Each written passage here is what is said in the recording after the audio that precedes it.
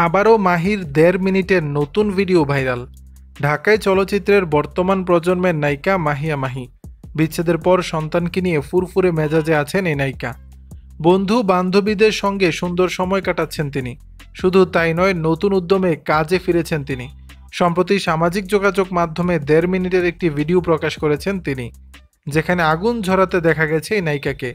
সেই রেশ কাটতে না কাটতে ফের নতুন ১.৫ মিনিটের ভিডিও দিয়েছেন মাহি।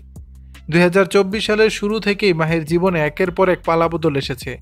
নির্বাচনে হার, ব্যক্তিজীবনে বিবাহ বিচ্ছেদ, সবকিছুকে পাশ কাটিয়ে নতুনভাবে ঘুরে দাঁড়াচ্ছেন তিনি। তার এই ঘুরে দাঁড়ানোর পরিবর্তনটাই ভক্তরা দেখল ১.৫ মিনিটের এক ভিডিওতে, যেখানে লাল কালো শাড়িতে একের পর এক পোজে ভিডিও ধারণ করেছেন অভিনেত্রী। মঙ্গলবার ২৪ সেপ্টেম্বর নিজের ফেসবুকে একটি ভিডিও পোস্ট করেন। ক্যাপশনে লিখেছেন, "এভাবেই নেচে নেচে আমি ফটোশ্যুট করি।" ভিডিওটি ঝড়ের গতিতে ভাইরাল হয়েছে ফেসবুকে।